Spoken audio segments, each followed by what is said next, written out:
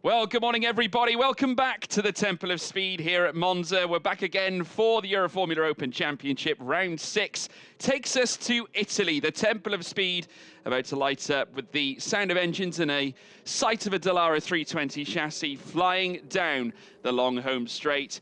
And the championship fight still very much up for grabs, though. At the helm of it right now is Noel Leone, and he's in great form at the moment, taking wins and podiums round after round, coming off the back of arguably his most successful weekend at the Red Bull Ring, taking 2 wins and also a P2 in race 3 as well. 277 points to his name, ahead of that of Bryce Aaron, who's only got 217. Quite a ways to go for Aaron in order to catch up with him, but with 3 rounds to go, including this one. Of course, we do have Mugello coming up very soon, and then after that, the grand finale at Barcelona. It is going to be one hell of a fight. My name is, of course, George Morgan. Joining me in the commentary box is Chris Stevens. Hey, George. We've got a bit of a break in the weather, thankfully, where it's looking quite dry out there, having been a series of thunderstorms and showers all week long here at Monza, and the session has been declared wet officially, but I wouldn't be surprised to see everybody out there on slicks. There are a couple of damp patches remaining just dotted around. We can see here on the run up towards Ascari, still a couple of damp patches there, but largely, for the most part, nice and dry, and should be slick weather running from here on in. Yeah, absolutely right indeed, as we now see the cars make their way around on their initial laps. Charlie Wirtz, incidentally, going back to free practice, of course, that we started with over the weekend. Francesco Simonazzi, incidentally, the fastest man in FP1, set a 1:46.197. Now, that was in what we assumed to be the drier point of the weekend. Of course, free practice 2 was very different indeed. A 1:55.832 was the fastest time set by Josh Dufek. But Charlie Wirtz coming into second in that first practice session, and Cian Shields in third. Of course, remember, race winner back at Red Bull Ring. And naturally, obviously, with everything that is largely in contest, we've got to take a look going forward at some of the new drivers coming through, because Levente Ravesh stepping into the Euroformula Open paddock. Of course, many of you will know him from the Formula Regional European Championship by Alpine. Has got quite an extensive history in single-seaters. Has been working hard to try and develop himself as a driver. And of course, like we've seen with many drivers that have taken part in this championship, Noel Leone especially one of the focal points of that, coming across from Freca, almost looking to rebuild themselves at this point in their careers, and many of them doing it exceptionally well. Motor Park and Crypto Tower certainly have a great method of bringing drivers back to their best. Levente Ravesh, who has been karting between 2016 to 2020, since made the jump then to Italian F4 in 2021, before taking part in his first season of Formula Regional European Championship by Alpine in 2022, followed it up in 2023, but has also been spotted in the Middle Eastern Championship, as well as also the China Championship, when he headed across to Asia to compete under the Formula Regional banner. But now he is here in the Euroformula Open, and it's a brand new test for him, Chris.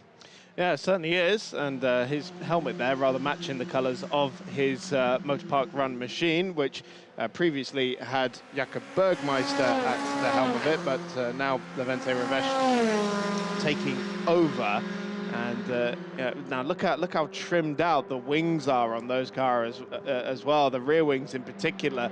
Monza, of course, all about straight line speed, and these teams trying to reduce the drag on these cars as much as possible. So there's very little wing on those cars, and we've seen some early laps being put in here. It's a 20-minute session for qualifying, which is coming up to the end of the first 5 minutes, but nobody really pushing out there just yet. So I imagine we'll see the times start to tumble towards the end of the session. And yeah, there you see the times at the moment looking more like they were during the deluge of yesterday's FP2 session.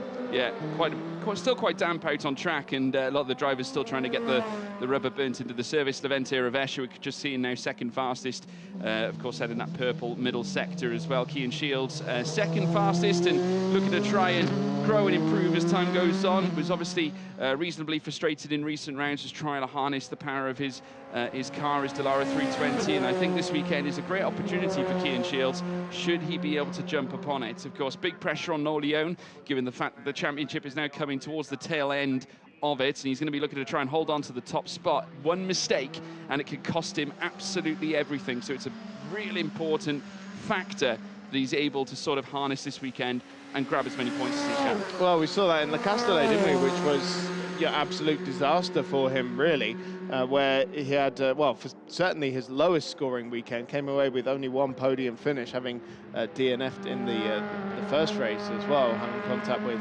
Simonazzi. But he bounced back beautifully at the Red Bull Ring that you alluded to at the start of the show. Easily his most dominant weekend, where he was fastest in nearly every single session. It was only Cian Shields who denied him race 3 victory, but Noleon was fastest in every practice session, was pole position, and won the first 2 races as well. It was at nigh on a perfect weekend.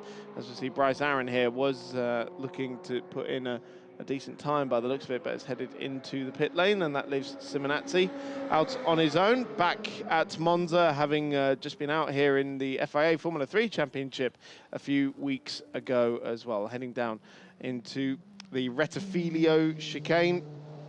And it's nice to be back at a racetrack with proper corner names as well, getting very close to that gravel trap there on the outside of the circuit. We know Simonazzi has quite the flamboyant driving style, and no doubt we'll see that again this weekend here. But yeah, Simonazzi 4th in the championship at the moment, 1 win to his name. He came oh so close at Red Bull Ring to taking a second victory, but made very late contact with Bryce Aaron in the second race of the weekend. That was a day that Simonazzi was charging up the order and was denied a shot at victory there. It was put down to a racing incident, but neither driver really happy with the other after that late contact. He heads down towards Ascari now, underneath the old banking, 6/10 up on Noel Leon's current benchmark time, which is 150.8, so we're still nowhere near the ultimate pace of these cars just yet. Simonazzi wrestling at the wheel through Ascari. Beautiful to watch, and we're still seeing the damp patches there seemingly affecting some of the cars. But, heading up towards Parabolica now. I know it's been renamed Alboreto, but to me it will always be the Parabolica. And I have a sense here that Simonazzi may not even complete this lap, as many others have not. Now he's going for it. He's the only driver out on track at the moment, and he is going to get across the line. It's at a 1:48.263, but we're still, over 2 seconds away from the pace that was being set yesterday. So it seems to me that these early runs are just to bed in a set of tyres, and they'll go for one proper run at the end of the session. Well, I can tell you this, the track is definitely drying up on the home straight. I could literally see, I remember when we came in this morning, it was there were largely darker spots on the track. It's now lightened up a little bit now, and we're starting to see some of that greyer surface come up to the front end. So we could yet see yet more dry track, well, lap times, but a little squirrely moment. And note the tree cover heading through towards Rogier. Naturally, it does leave that wet overcoat over the top of the track, and Simonazzi very nearly making a huge mistake as he heads through Lesmo 1. Improvements already, though, in the first sector, so he is finding that a little bit more. We'll have to wait and see whether that little moment heading into sector 2 has cost him much more time heading through Rogier. Now out of second Lesmo, and heading through the Serralio straight now this time before he tees up a run through the Ascari chicane. So it's important now to find the braking point. Doesn't want to have another moment like he did heading in towards the Rogier. Ascari, of course, that much quicker as they head in towards the next left and right. Very important, integral weekend for Francesco Simonazzi, of course Italian, to win here at a home race, and he's already nearly 7/10 up. This is looking very nice indeed to try and embed certainly a great weekend. Remember, he was fastest in FP1. He brought to the table the 146.197. This looks like it could very easily move its way into the 147s itself. Already set a 148.263, found 7/10 in the second sector. What does he find in the final sector? Here comes Simonazzi, a 147.4, an almighty 3.4 in that final point of the lap. And not bad at all. Consolidates his place at the top of the timing screen. Yeah, still a long way to go, as we're now seeing, again though, getting the rear end out under braking, this time for the first chicane, but now we're seeing the rest of the field starting to head back out on track. They're all on out laps at the moment, so fresh set of boots there. Here's that wiggle again that he had going into the second chicane at De La Rogière, and gathered it up very nicely, and that's that flamboyant driving style that we were alluding to earlier, but usually it's getting the back end out on power rather than on braking. So Simonazzi going fastest again in the first sector, and well, now he's going to come up on all this traffic as well, depending on how slow they take it, because Simonazzi, yeah, well, he's right there, and he's going to have first of all Cian Shields, now he's just taken second place in the championship with a victory last time out of the Red Bull ring, and Shields very kindly gets out of the way, but I can't imagine Simonazzi is going to be completely uncompromised. Look how much he's having to grapple with the car, sliding through all three parts of the Ascari chicane. Beautiful driving. That is absolutely tremendous. And again, I think this is where Simonazzi can utilise the flair that he has behind the wheel. We just saw him literally side by side weaving through, and he just has caught up with a little bit of traffic here heading through Curva Alboreto, which certainly isn't going to help his final sector run here at Monza. Heads up now towards the line as he now does so. Remember, he found just over 7/10 of a second in the middle sector. Does improve again to 1:46.8. Still a little bit more to find before he can breach into that 1:46.197 he did in FP1. Approximately 7/10 of a second the difference, as now he makes his way down towards the Rettifiglio chicane again. You just see that active wheel play from the Italian stallion Francesco Simonazzi. It's a pleasure to watch. Let's see it again, Chris. Oh, beautiful. Look how big the snap was as well, and of course it's gone once, he changes direction, it goes again. I'm sure Dufek, which is the car that Simonazzi passed into Parabolica, was rather hoping that Simonazzi was then going to go on a cool-down lap, but he would benefit from the slipstream down the straight. That hasn't actually happened there, as that's Bryce Aaron getting out of the way now, so these guys still building up to a lap in the final 7.5 minutes of this session, and Simonazzi still going absolutely hammer and tong. So BVM Racing are taking a very different approach here to this qualifying session to the motor park run cars.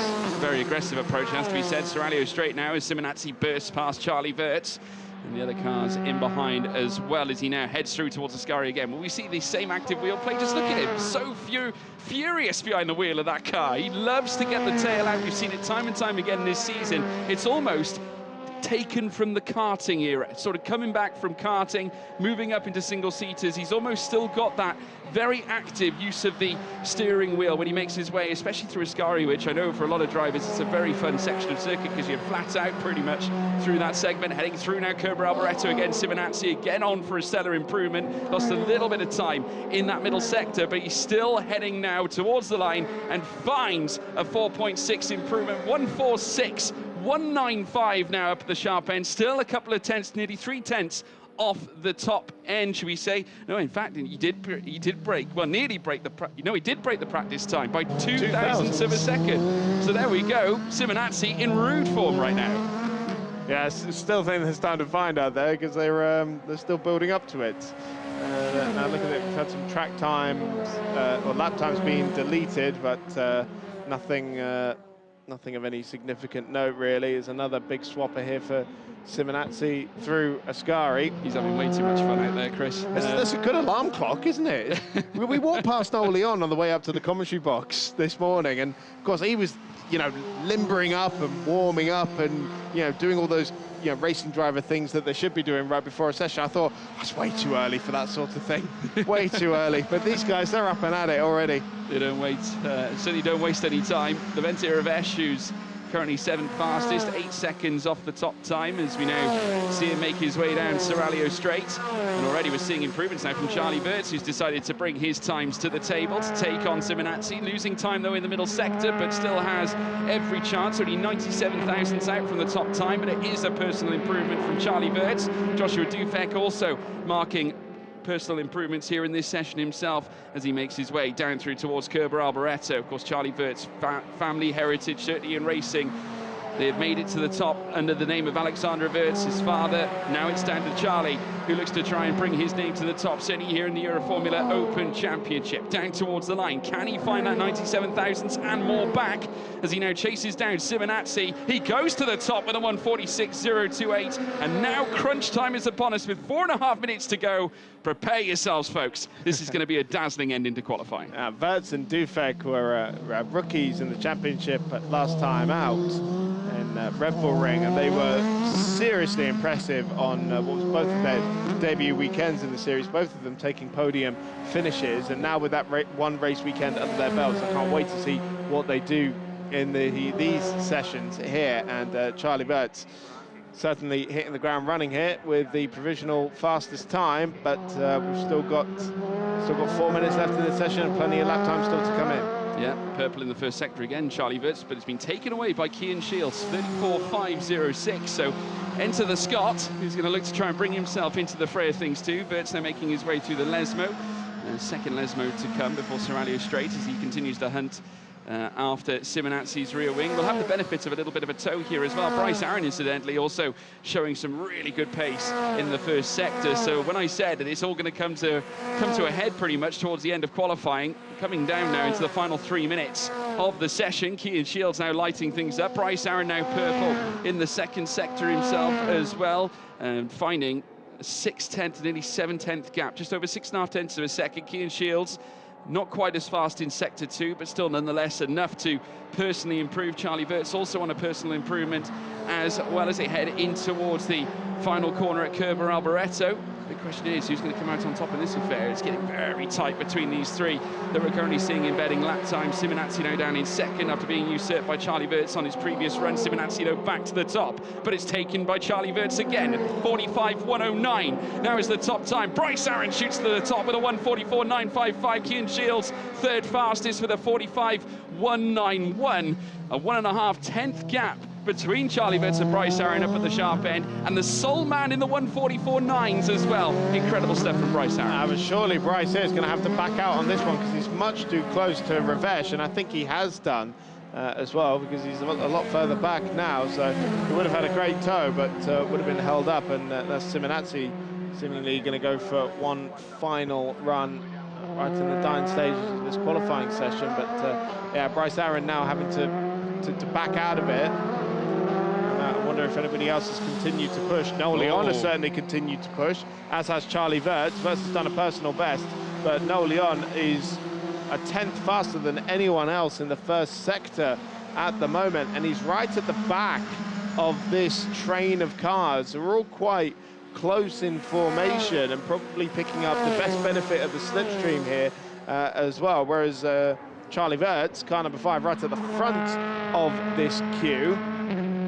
And thankfully, Charlie Wirtz here running his gold livery from Freca, so much more easily distinguishable from his motorpark teammates. But Charlie Wirtz now coming up towards Parabolica, and he is up on Bryce Aaron's provisional pole time at the moment, but Noel Leon is gunning here for a 5th consecutive pole position. Currently half a second up on that provisional pole time. And yep, here he is. So he's at the back of that queue. And Simonazzi will be the last man across the line as well. So these will be the final laps that they're now building up to. But what's Noel Leon got? Charlie Wirtz didn't go top there. Dufek did very, very briefly, but Noel Leon by 6/10 of a second ahead of Dufek now.